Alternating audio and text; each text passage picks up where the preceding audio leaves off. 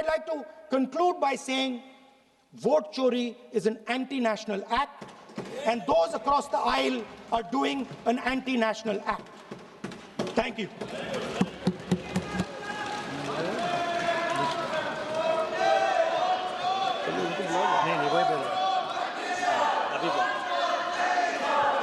निशिकांत दुबे। धन्यवाद सभापति महोदय। क्या बोला भाई? आए थे हरिभजन को ओटन लगे कपास। खोदा पहाड़ निकली चुहिया। शहीदों की चिताओं पर खड़ी कांग्रेस जिसने भारत को विभाजित किया, आज राहुल गांधी के बयान से मुझे लड़खड़ाती हुई नजर आई सभापति महोदय। ये संविधान की बात करती हुई नजर आई, और मैं 1976 का ये पूरा डिबेट लेकर आया। ये संविधान कैसे कांग्रेस ने तार-तार किया, इसका कोई जवाब नहीं। केवल संविधान की ऐसे किताब नहीं होता है कि शिकारी आएगा, जाल बिछाएगा, दाना डालेगा, उसमें कोई फंसना नहीं। उसी तरह से सभी जो है फंस गए चिड़िया। ये संविधान का किताब जो है राहुल गांधी और उनकी पार्टी के लिए केवल एक उसी प्रकार की कहावत है सभापति महोदय। आप ये समझें, ये 76 में स्वर्ण सिंह की कमेटी बनी 1975 में। उन्होंने सारे इंस्टीट्यूशन को खत्म कर दिया अध्यक्ष महोदय, जिसके लिए आज फिर से लगे हुए हैं। इस संविधान में 121 बार राष्ट्रपति का जिक्र है। इस संविधान में 121 बार राष्ट्रपति महोदय का जिक्र है। आपको आश्चर्य होगा कि एक संशोधन के माध्यम से राष्ट्रपति के सारे अधिकार को कांग्रेस ने खत्म कर दिया। राष्ट्रपति रबर स्टैंप हो गया। राष्ट्रपति जो कैबिनेट कह कर देगी उस पर मोहर मारना उसका अंतिम लक्ष्य हो गया। राष्ट्रपति का इंस्टीट्यूशन खत्म हो गया।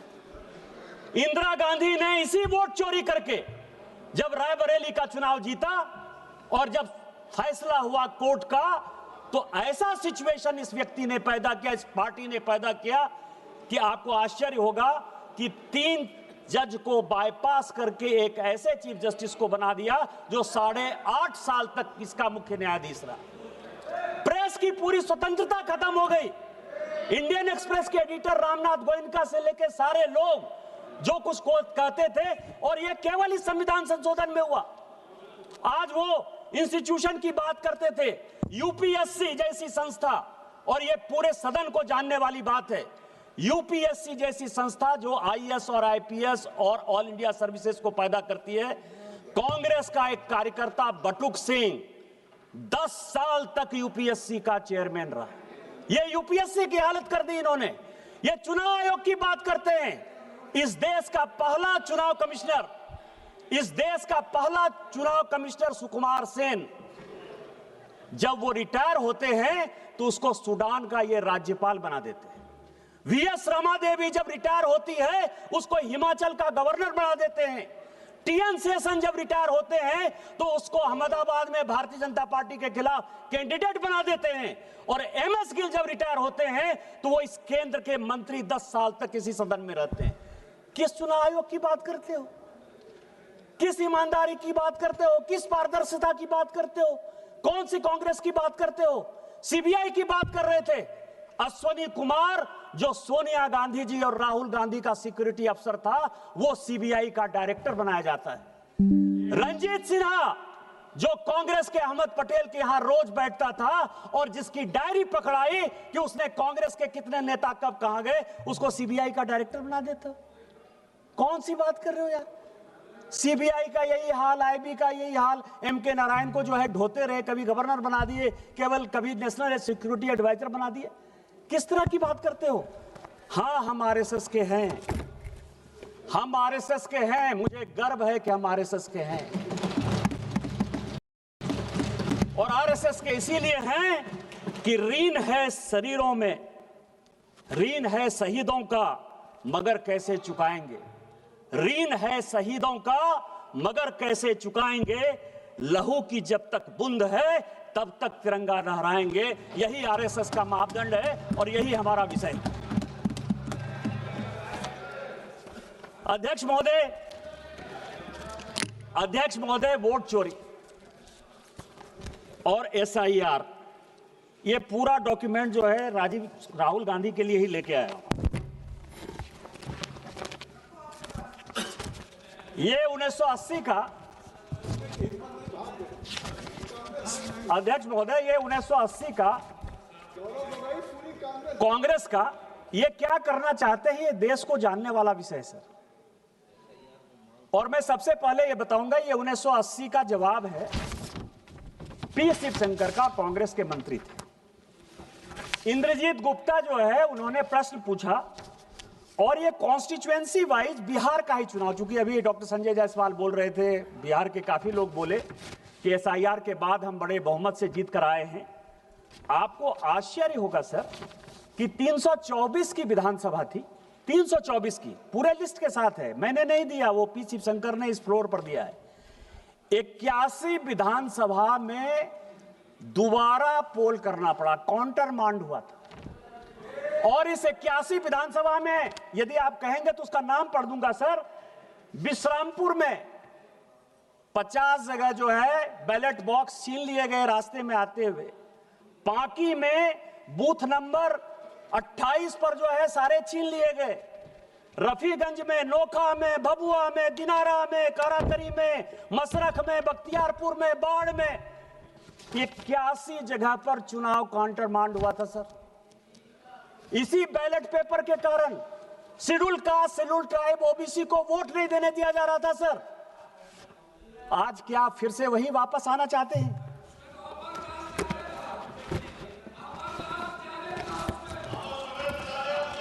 ये मैं आपको सभापति महोदय, ये सभी लोगों ने कांग्रेस से लेकर डीएमके से लेकर टीएमसी तक वाईएसआरसीपी ने जो है ईवीएम की बात की। ये ईवीएम की पूरी हिस्ट्री लेकर आओ सर, पूरी हिस्ट्री है। हिस्ट्री किसने, ये ईवीएम कौन लेकर आया? ये ईवीएम कांग्रेस लेकर आई सर। पहली बार ईवीएम, आपकी जानकारी के लिए, 1987 में पायलट प्रोजेक्ट के नाते राजीव गांधी जी लेकर आए। ये ईवीएम की पूरी हिस्ट्री है। और 91 में जब नरसिम्हा राव की सरकार आई तो उन्होंने तय किया कि ईवीएम आएगा। और ईवीएम आएगा, ऐसे नहीं आएगा सर, ये सारी रिपोर्ट है सर। ये रिपोर्ट है 1961 के सेलेक्ट कमेटी की, और ये रिपोर्ट है 1971 की सेलेक्ट कमेटी की। ये पूरे पार्लियामेंट को जानने वाली बात है। दोनों रिपोर्ट के अध्यक्ष जगन्नाथ राव कांग्रेसी थे। और जो 1971 की रिपोर्ट बनी उसमें एचआर गोखले जो कांग्रेस के लॉ मिनिस्टर थे। और दोनों रिपोर्ट में क्या कहा? दोनों रिपोर्ट में यह कहा कि एसआईआर की आवश्यकता है, स्पेशल इंटेंसिव रिवीजन होना इलेक्टोरल फॉर्म्स का सबसे बड़ा विषय है। 1961 में भी यही कहा, 1971 में भी यही कहा। और दूसरी बात कही 1961 में कि चुनाव इलेक्ट्रॉनिक वोटिंग मशीन से होनी चाहिए, क्योंकि राजस्थान के तत्कालीन, जिस राज्य से आप आते हैं सर, राजस्थान के तत्कालीन मुख्यमंत्री मोहनलाल सुखाड़िया का भी चुनाव अवैध इसी आधार पर हुआ था कि पूरे के पूरे बूथ लूट लिए गए। इतना ही नहीं हुआ था सर, इतना ही नहीं किया इन लोगों ने। यदि चौटाला की बात करें तो पूरा का पूरा मेहम का चुनाव काउंटर मांड हो गया था। पटना का चुनाव पूरा आरजेडी ने लूट लिया था। इंद्र कुमार गुजराल प्रधानमंत्री के तौर पर वहां चुनाव लड़ने के लिए गए थे, पूरा का पूरा उन्होंने लूट लिया था। और इस कारण से कहा गया कि ईवीएम की आवश्यकता है, नहीं ईवीएम होगा तो ये चुनाव पूरे रिगिंग हो गए। दूसरा, अटल बिहारी वाजपेयी जी इस कमेटी के मेंबर थे और एल.के. आडवाणी मेंबर थे। उन्होंने कहा कि बूथ वाइज ही काउंटिंग करो, क्योंकि आप लोग जब चुनाव के रोल को घुमाते हो तो उसमें बूथ से पता नहीं चलता है। तो क्या तर्क दिया गया आपको पता है सर? यह तर्क यह दिया गया कि बूथ वाइज यदि काउंटिंग करने लगेंगे तो जितने ये गुंडे बदमाश मवाली हैं वो वोटरों को मारेंगे। इसीलिए आपको ध्यान हो, उस वक्त काउंटिंग वो होती थी जिसमें कि सभी बूथों को मिला दिया जाता था और जिसमें इनको रिगिंग करने की सबसे बड़ी सुविधा होती। सर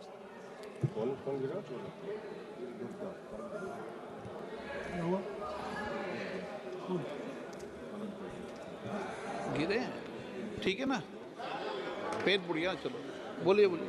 अध्यक्ष महोदय, बड़ा ये लोग, मैं आपको बताऊं कि इतिहास के पन्नों को तोड़ना मरोड़ना यदि कोई सीखे तो उसको कांग्रेस से सीख जरूर लेनी चाहिए। सर चलो बाहर ले लेना, बाहर पैर मुड़ा, कोई दिक्कत। यदि किसी को इतिहास के पन्नों को तोड़ना और मरोड़ना है तो उसको कांग्रेस से सीख लेनी चाहिए। आज कांग्रेस के वक्ता ने बड़ा भाषण देते हुए कहा कि राजीव गांधी जी ने 1988 में इस देश का इलेक्टोरल रिफॉर्म्स का सबसे बड़ा संशोधन किया। और क्या संशोधन किया?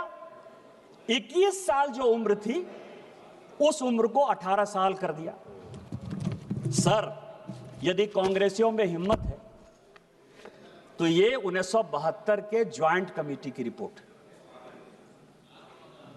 1972 के ज्वाइंट कमेटी की रिपोर्ट है जिसने कि ये रिकमेंड किया कि 21 साल के बदले 18 साल होना चाहिए और उसको करने में अटल बिहारी वाजपेयी और लाल कृष्ण आडवाणी का नोट ऑफ डिसेंट, मैं इसको प्लेस कर दूंगा। सर, ये हमने किया। आपने 16 साल, चूंकि हमको मौका नहीं मिला शासन में आने का, और 2 साल जो हम मौके में थे 77 से लेकर 80 तक, इतनी लड़ाई हो गई कि हम इंप्लीमेंट नहीं कर पाए। आप उसको 16 साल बाद इंप्लीमेंट कर पाए। आज उसके लिए आप कहते हो कि हमने ले लिया, हमने ले लिया, हमने ले लिया, हमने काम कर लिया। आज एसआईआर की जो बात हो रही है और जो महाराष्ट्र और इसकी बात हो रही, सर आपको मैं बताऊं कि मैं बिहार का और महाराष्ट्र का रिजल्ट लेकर आया। सर, एसआईआर कहां हुआ, वोट कहां बढ़े कहां घटे और किस पार्टी को कौन सी सीटें मिली। बिहार का सर कॉन्स्टिट्यूएंसी का नाम है वाल्मीकि नगर, डॉक्टर संजय जायसवाल बैठे हुए हैं, उनके बगल की कॉन्स्टिट्यूएंसी है। वोट का डिलीशन हुआ 2311, वहां से 1675 वोट से जो बलेरो में बैठने लायक जितनी सीटें मिली, 6 सीट जो कांग्रेस को मिली, उसमें से 1675 वोट से कांग्रेस जीती। दूसरा सीट है चनपटिया, एसआईआर से डिलीशन हुआ 1033, इंडियन नेशनल कांग्रेस 602 वोट से जीती।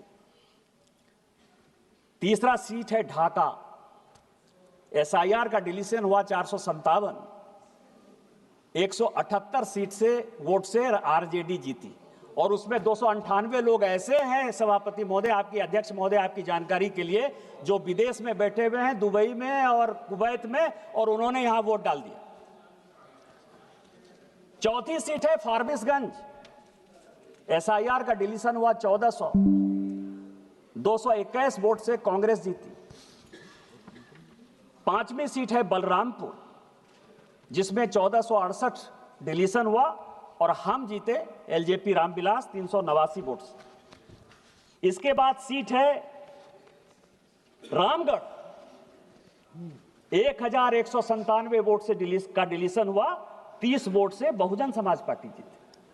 और इसके बाद सीट है जहानाबाद, जहां 1832 वोट एसआईआर से डिलीशन हुआ, 793 वोट से आरजेडी जीती। हम हारने वाले हैं सर, लेकिन हम इस देश के लिए, दलितों के लिए, पिछड़ों के लिए, शेड्यूल कास्ट के लिए, शेड्यूल ट्राइब के लिए हम वोट की राजनीति नहीं करते। हम राजनीति देश की करते हैं कि जो लोग एसआईआर में, मेरे माँ पिताजी का नाम कटा, मेरे माँ पिताजी गांव में नहीं थे, मेरे माँ पिताजी शहर में रहते हैं, मेरे साथ दिल्ली में रहते हैं, उनका नाम कटा। और मुझे खुशी है कि उनका नाम कटा, क्योंकि वो दिल्ली में रहते हैं तो किसी कीमत पर बिहार में वोट देने के अधिकारी नहीं थे। 70 साल का एसआईआर है क्या सर? 70 साल का एक आदमी तजिमुल, मैं आपको नाम कहता हूं क्योंकि मुझे पार्टी ने प्राणपुर का इंचार्ज बनाया था सर। एक मुझे खबर मिली, मैं उसके घर पर गया, तजिमुल नाम था। 70 साल में वो आदमी आकर कहता है कि मैं वोटर लिस्ट में अपना नाम डालना चाहता हूं। इलेक्शन कमीशन ने पूछा कि 18 साल जब वोटिंग का राइट हो गया तो आप 70 साल तक क्या कर रहे थे? 2020 के वोटर नहीं, 2015 के वोटर नहीं, 2010 के वोटर नहीं, 2005 के वोटर नहीं। तो क्या आपको लगता है कि यह देश जो है वो बांग्लादेशी वोटरों से जो है बिहार का चुनाव होगा, देश का चुनाव होगा? यदि तजिमुल, मैं नाम बता रहा हूं, मैं आजिम नगर का तजिमुल है, मैं नाम बता रहा हूं, पप्पू यादव बैठो, आप बैठो, मैं नाम बता रहा हूं, आजम नगर का तजिमुल है जो 70 साल में जो है बनना चाहता था। बैठो जनाब। तीसरा सर,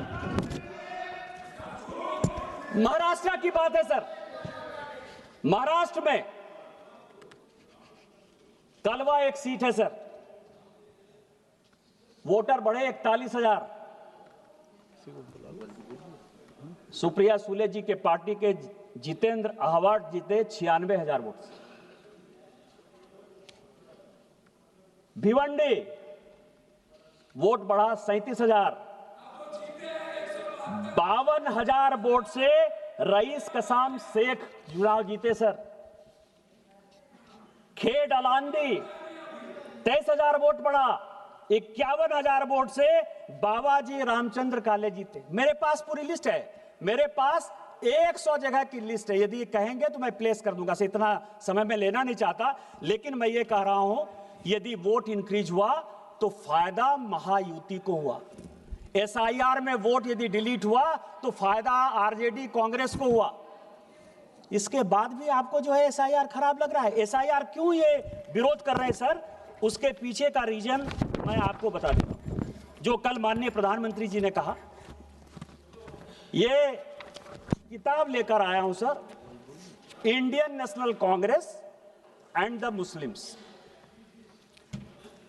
1905 में 6 में जब मुस्लिम लीग बनी, 1905 में जब बिहार बंगाल का विभाजन हुआ और जब मुस्लिम लीग बनी सर, तो कांग्रेस ने समय समय पर, वैसे सोनिया गांधी जी सारा चिट्ठी लेकर चली गई हैं सर, लेकिन इस राइटर ने 2010 में सोनिया गांधी से परमिशन लेके कई एक लेटर जवाहरलाल नेहरू के, फजलुर रहमान के साथ, कई एक लेटर जवाहरलाल नेहरू के जिन्ना के साथ वो उन्होंने दिए। क्या क्या कारण था सर? भारत के विभाजन का कारण 1930 में जब स्टार्ट हुआ, 1928 में जब स्टार्ट हुआ, तो कांग्रेस ने किस तरह से मुस्लिम परस्त वोट की राजनीति के लिए कॉम्प्रोमाइज किया, इसका यह पूरा हिसाब किताब इसमें है सर। और इसी में इलेक्टोरल रिफॉर्म्स और एसआईआर है सर। मुस्लिम लीग कह रही है कि लोकसभा और विधानसभा में आप अकेले रह गए हैं। लोकसभा, पप्पू यादव जी आप बैठे बैठे मत बोलिए, जब आपका नंबर आएगा स्पीकर सर कि लोकसभा और विधानसभा की अलग सीट हमको दो, नहीं तो हम जो है भारत का विभाजन कर देंगे। गोलमेज सम्मेलन में फैसला नहीं हुआ, 37 का चुनाव आ गया और 37 के चुनाव में एक दूसरे के साथ कैसे फ्रेंडली फाइट होना है मैं आपको बताऊं। मैं किताब रख दूंगा सर कि जिन्ना ने यदि कांग्रेस के खिलाफ बयान दिया तो नेहरू जी उसको चिट्ठी लिखते हैं कि तुम जो है मेरे खिलाफ क्यों बयान दे रहे हो, और यदि नेहरू जी ने जिन्ना के खिलाफ बयान दे दिया तो नेहरू जी तो Jinnah nothing will go on record except Nishikant Dubey ji what he is saying, nothing will go on record. आप ये समझे सर कि इसी तरह का सिचुएशन जो 1906 से लेकर 1947 तक भारत के विभाजन की रूपरेखा जिस तरह से रखी गई, उसी तरह इलेक्शन कमीशन के खिलाफ जाकर, एसआईआर के खिलाफ जाकर पूरी की पूरी कांग्रेस पार्टी उसी तह पर जाना चाहती है। मैं ये है सर, आप एसआईआर के तह तक गए। अभी बंगाल का चुनाव हो रहा है सर, और बंगाल के चुनाव में मैं कुछ चीजें जनता के जानकारी के लिए आपके माध्यम से, सदन के माध्यम से डालना चाहता हूं सर कि 2011 में टोटल पॉपुलेशन बंगाल का 9 करोड़ 13 लाख है। पॉपुलेशन की वोटर वोटर, टोटल पॉपुलेशन, और उसमें 6 करोड़ 44 लाख हिंदू हैं और लगभग 3 करोड़ मुस्लिम हैं और लगभग 6.5 लाख क्रिश्चियन। अब आप समझें कि कुछ ऐसे जिले हैं सर, वो जिले हैं दार्जिलिंग, बांकुड़ा, पुरुलिया, दिनाजपुर, मालदा, मुर्शिदाबाद, बीरभूम, जिन लोगों ने 24 परगना, जिनकी आबादी 1951 से मैं तुलना करना चाहता हूं सर, और आज जो है 2011, क्योंकि अभी अंतिम जनगणना यही हुई है, और यह सबको जानने की आवश्यकता है। इसीलिए जानने की आवश्यकता है SIR की क्यों आवश्यकता है कि मैं जिस संथाल परगना से हूं सर, मैं जिस संथाल परगना से MP हूं, 1951 में हम सभी schedule caste, schedule tribe, OBC सब की बात करते हैं। हम ऐसे दुर्भाग्यपूर्ण राज्य से आते हैं, झारखंड से, जहां की पूरे देश भर में डिलिमिटेशन हो गया।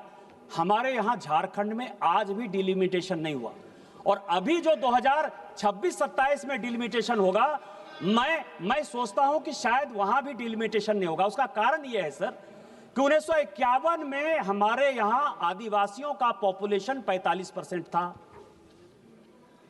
आज जब 2011 की जनगणना हुई तो आदिवासियों का पॉपुलेशन केवल और केवल 27-28% है, केवल 27-28%। और इसीलिए जब 2008 में डिलिमिटेशन होने लगा तो लोकसभा की 1 सीट और विधानसभा की 3 आदिवासी की सीट खत्म होने लगी। सभी पॉलिटिकल पार्टी ने यह फैसला किया कि आदिवासियों का सीट कम नहीं होना चाहिए, और इस कारण से हमारे यहां डिलिमिटेशन नहीं हुआ। आज जब जनगणना होगी सर, तो हमारे यहां मुश्किल से 20 से 22% आदिवासी होंगे।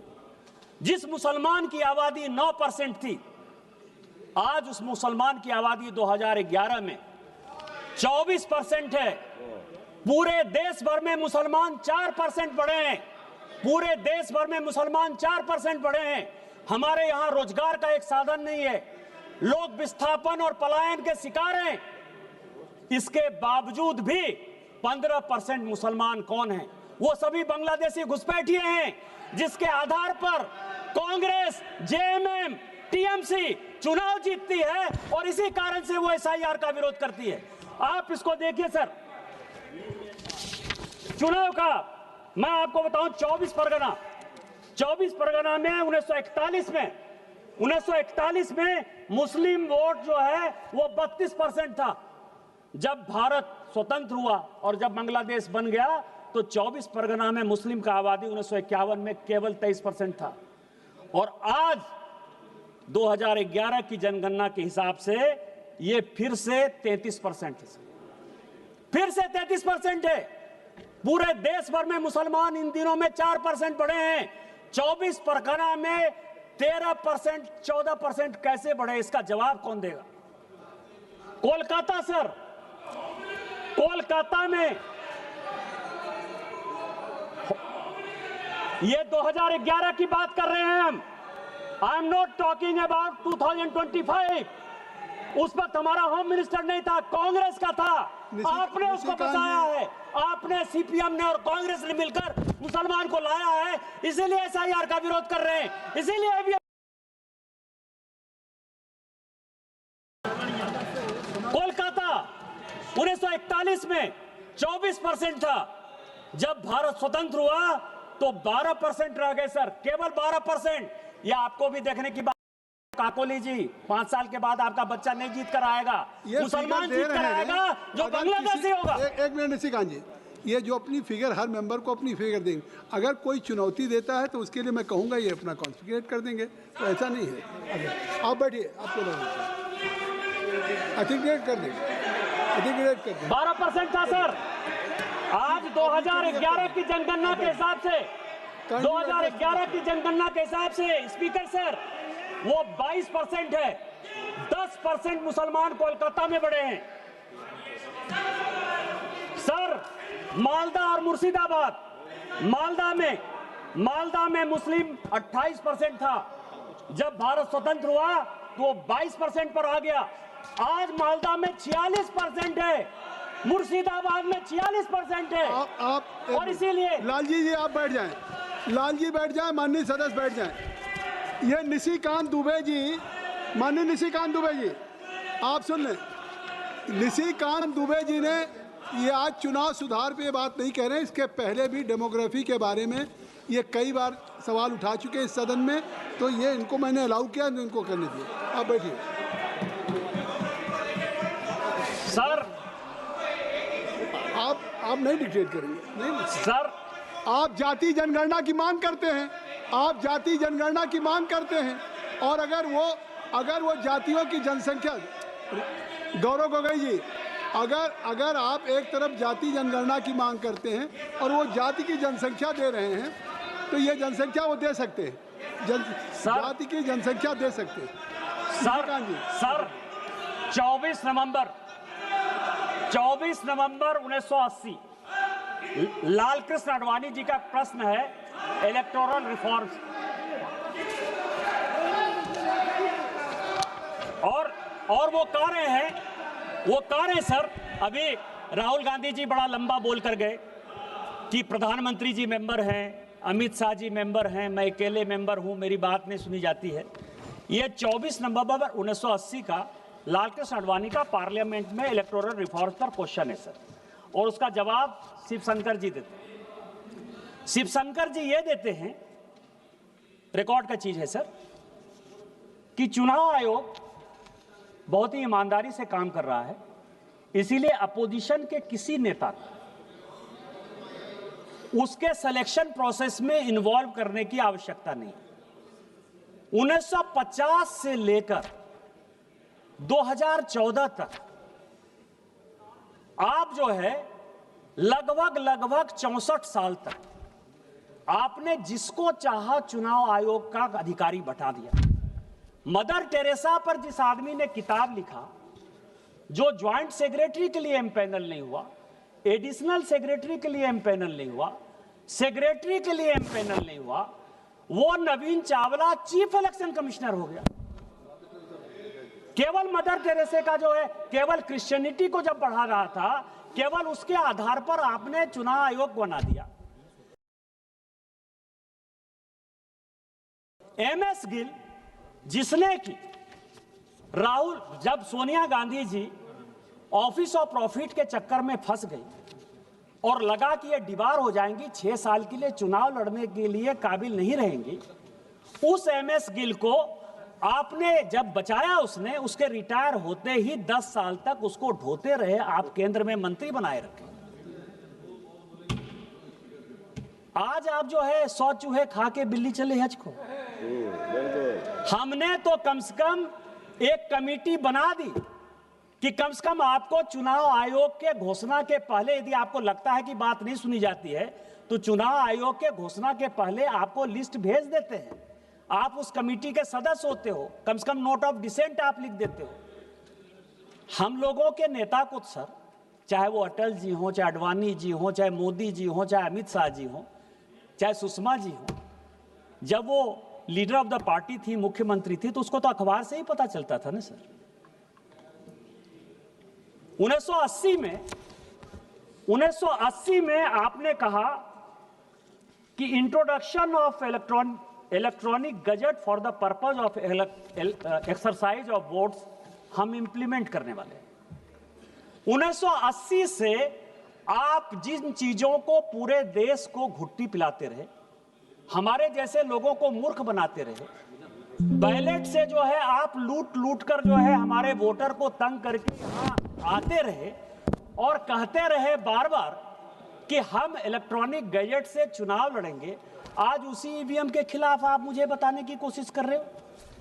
इसके अलावा जो स्थिति है सर, ये तारकुंडे कमेटी आपने बनाई, आपने कहा कि इलेक्टोरल बॉन्ड, ये तारकुंडे कमेटी और ये गोस्वामी कमेटी की 2 रिपोर्ट लेकर आया, कहा कि स्टेट की फंडिंग यदि नहीं हो पा रही है तो एक ऐसा कॉर्पस बनाना चाहिए लाइक इलेक्टोरल बॉन्ड, जिसके आधार पर चुनाव की ट्रांसपेरेंसी हो। ये रिपोर्ट है सर। और दिनेश गोस्वामी साहब, आपको पता है कि केंद्र में मंत्री थे। जिस रिपोर्ट का जिक्र किया मैंने सर, पहली बार ऐसा हुआ ज्वाइंट पार्लियामेंट्री कमेटी में कि एक मेंबर ऑफ पार्लियामेंट के अंडर में कानून मंत्री HR गोखले उस ज्वाइंट कमेटी का मेंबर था। सर, आपने उन सभी जगह जो है कमिट किया कि हम इलेक्टोरल बॉन्ड्स बनाएंगे। आज इलेक्टोरल बॉन्ड्स यदि आया, बीजेपी के पास आया तो कांग्रेस के पास भी आया, डीएमके के पास भी आया। डीएमके के तो पूरे जो किंग है सर, किंग मार्टिन, जो एकदम पूरा प्ले के गेम के किंग है, उन्होंने ही पूरा का पूरा पैसा दिया, टीएमसी को पैसा दिया। आप जो है इन सारे चीजों के बाद आप मुझे जो है उंगली दिखाने की कोशिश कर रहे हो। इस चुनावी प्रक्रिया में यदि किसी एक पॉलिटिकल पार्टी ने कंसिस्टेंट होकर अपने विचारों को स्पष्टता के साथ रखा तो केवल भारतीय जनता पार्टी। इस देश में, और मैं ऑन रिकॉर्ड ये बात कर रहा हूं, इस देश में 3 ही प्राइवेट मेंबर रिजोल्यूशन आज तक पास हुए। सभी सरकारी रिजोल्यूशन, सभी सरकारी बिल पास होते हैं। 3 रिजोल्यूशन पास हुआ है। एक रिजोल्यूशन पास हुआ है लाल कृष्ण आडवाणी का, जिन्होंने कि इलेक्टोरल रिफॉर्म्स पे रिजोल्यूशन पास किया। और आज जो कुछ भी आपको दिखाई दे रहा है, वीवीपैट दिखाई दे रहा है, ट्रांसपेरेंसी दिखाई दे रहा है, सीसीटीवी की बात कर रहे हो, चाहे वो चुनाव में कोई आदमी यदि गड़बड़ी करेगा तो जेल जाने की बात करते हो, 171 को मजबूत करने की बात करते हो, वो सारे के सारे लाल कृष्ण आडवाणी के पास किए हुए कानून हैं इस पार्लियामेंट से। और मैं इसलिए ये बातें कहता हूं कि दूसरा खुशनसीब सांसद मैं हूं जिसने 370 और 35A के खिलाफ जो है इसी पार्लियामेंट में आप ही लोगों से रिजोल्यूशन पास किया, क्योंकि मैं बहुत पुराना आडवाणी जी की तरह पुराना सांसद नहीं हूं। मोदी जी की कृपा के कारण वो पास हो पाया और आज माननीय अमित शाह जी ने 370-35A खत्म करके कम से कम वहां भारत का कानून लागू कर दिया। नहीं तो इलेक्टोरल रिफॉर्म्स में हमारा चुनाव, आपको पता है कि आपने जब संविधान संशोधन के आश्वासन कमेटी में, तो राज्यसभा की तरह लोकसभा को 6 साल कर दिया। जम्मू कश्मीर में प्रत्येक विधानसभा जो है 5 साल में खत्म हो जाती थी। जम्मू कश्मीर एकमात्र ऐसा राज्य था जिसमें 6 साल की विधानसभा होती थी। 370 और 35A खत्म करके हमने शेड्यूल कास्ट को भी सीट आरक्षित किया, शेड्यूल ट्राइब को सीट आरक्षित किया और 5 साल की विधानसभा की हमने इंटीग्रेट किया। हमने इलेक्टोरल रिफॉर्म्स किया, आपने नहीं किया। उसी तरह से आज सुप्रीम कोर्ट का जो भी जजमेंट आ रहा हो, लेकिन क्या आपको लगता है कि चुनाव में जिस तरह से पैसे की बाढ़ आ रही, क्या आज सारे पॉलिटिकल पार्टी को सोचने की आवश्यकता नहीं थी? खोदा पहाड़ निकली चूहिया वाली हालत हो गई। मैं तो राहुल गांधी जी से बहुत कुछ सुनना चाहता था, समझना चाहता था, जानना चाहता था। आज मैं कसम खा के आया था कि आज मैं केवल नेहरू जी की बड़ाई करूंगा, राजीव गांधी जी की बड़ाई करूंगा, इंदिरा जी की बड़ाई करूंगा, क्योंकि ये सारे कमेटी नेहरू जी ने बनाए थे, इंदिरा जी ने बनाई थी या राजीव गांधी जी ने बनाया था। लेकिन मुझे लगा आप परिवारवाद के बहुत खिलाफ। इलेक्टोरल रिफॉर्म्स में आप ही ने पास किया 1972 का। आपको पता है क्या पास किया? कि राष्ट्रीय अध्यक्ष का चुनाव, प्रदेश अध्यक्ष का चुनाव पूरे ट्रांसपेरेंट तरीके से होगा। आप ही ने, आपने कहा है, हमारे यहां 6 साल का, आप तो उस पार्टी में 20 साल रहे हो कीर्ति आजाद साहब, हमारे यहां अध्यक्ष को 2 टर्म मिलता है और 1 टर्म अध्यक्ष का 3 साल के लिए होता है। इसीलिए नड्डा जी 2020 में बने हैं, उनका टर्म 2026 तक है। आप अपने यहां देखिए कि ममता बनर्जी जी जब से अध्यक्ष बनी है, कोई दूसरा अध्यक्ष नहीं बना है। आप डीएमके में देखिए कि करुणानिधि जी के परिवार के बाद कोई अध्यक्ष नहीं बना है। उसके लिए शरद पवार एक्सेप्शन हो सकते हैं कि उनके पार्टी में अध्यक्ष जो है उनके परिवार के लोग नहीं है, मैं उनको मान सकता हूं। लेकिन आप ये देख लीजिए, आप कांग्रेस का देख लीजिए, गांधी परिवार को छोड़कर कोई दूसरा बनता नहीं, और जो बनता है उसकी स्थिति सीताराम केसरी टाइप हो जाती है, उसके धोती खोल लिए जाते हैं। किस ओबीसी की बात करते हो, किस रिफॉर्म्स की बात करते हो, किस कमेटी की बात करते हो? आपकी जो कमेटी है उसी कमेटी के ये हालात हैं, उसी कमेटी के। मैंने क्या कर दिया? ममता बनर्जी जी यदि अध्यक्ष से नहीं हट रही हैं तो आप लोगों का कीर्ति आजाद को अध्यक्ष बन जाना चाहिए। आप पे कोई आरोप नहीं लगाया है, एक मिनट, आप पे कोई आरोप नहीं लगाया, केवल रेफरेंस दिया है। आपको अवसर तब मैं देता जब आप पे कोई आरोप लगता, तो आपको अवसर लेने का अधिकार है। निशिकांत सभापति महोदय, केवल रेफरेंस दिया। सभापति महोदय, ये जो कांग्रेस है, ये कांग्रेस जिन्ना से लेकर सलमान रश्दी तक, जिन्ना से लेकर सलमान रश्दी तक वोट बैंक के अपीजमेंट में फंसी हुई है। ये फजलुल हक से लेकर साहबानों तक और राजा महमूदाबाद से लेकर बाबरी मस्जिद तक केवल मुस्लिम परस्त राजनीति बनाई हुई है। राजा महमूदाबाद जो कि मुस्लिम लीग के अध्यक्ष हुए, जिन्होंने भारत का विभाजन किया, उनकी पूरी संपत्ति आपको ध्यान हो, जिसको कि नरेंद्र मोदी जी को कानून बनाना पड़ा, जो पाकिस्तान में बैठा है, उसकी पूरी संपत्ति को कांग्रेस ने दे दिया। सर यही कांग्रेस का इतिहास है, बहुत पुरानी बात नहीं है, 2012 की बात है, 2012 की बात है सर। जिस कांग्रेस ने सोमनाथ का विरोध किया, उसी कांग्रेस ने अयोध्या का विरोध किया। आज तक सोनिया गांधी, राहुल गांधी, प्रियंका गांधी कोई अयोध्या का मंदिर दर्शन करने तक नहीं गए सर। सोमनाथ भी कभी नेहरू जी नहीं गए थे, आज नहीं गए। मैं केवल इतना ही अंत में कहूंगा सर कि हम भारतवर्ष का हृदय से अमिट सम्मान करते हैं, यहां के चांदनी मिट्टी का गुणगान करते हैं। मुझे चिंता नहीं है स्वर्ग जाने की, मुझे चिंता नहीं है स्वर्ग जाने की या मोक्ष पाने की, तिरंगा के कफन में मेरा बस चले, यही आह्वान करते हैं। हमारा शरीर तिरंगा के कफन में जाए और इस देश को आगे बढ़े, विकसित भारत 2047 बनाए और सोरोस फाउंडेशन के आदमी जो देश को टुकड़ा करना चाहते हैं, जो इंस्टीट्यूशन को खत्म करना चाहते हैं, राहुल गांधी की राजनीति को परास्त करें। इन्हीं शब्दों के साथ वंदे मातरम, जय हिंद, जय भारत। श्री गुरमीत हेर जी।